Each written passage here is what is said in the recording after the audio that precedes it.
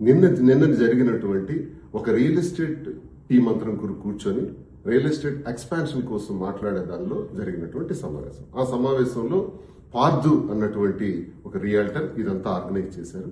కానీ ఆయనకి తెలియదు ఆ ఫామ్ హౌస్ వాళ్లే లైసెన్స్ తీసుకున్నారు, పర్మిషన్స్ తీసుకున్నారని చెప్పారు వాళ్ళు.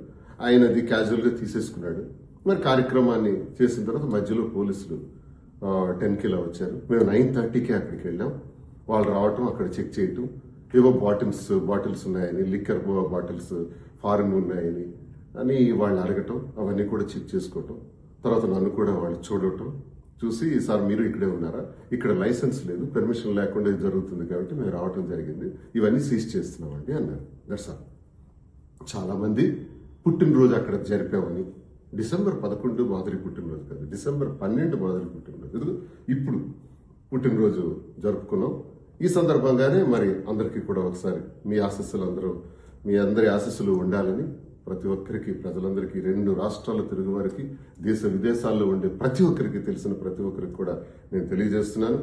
అది ఆ లైసెన్స్ లేదన్న విషయం తెలియక మేము వెళ్ళటం జరిగింది. ఒకవేళ ఉందనే అనుకున్నాము, లేదు అని తెలిస్తే వెళ్ళుండే వాళ్ళమే కాదు. కాబట్టి దయచేసి దీన్ని ఎక్కువ ఎక్స్టెండ్ చేయకుండా, ఈ జరిగిన విషయం పైన పోలీసు వారు కూడా కేసు కట్టారు, ఫామ్ హౌస్ యజమాని పైన, పార్టీ పైన.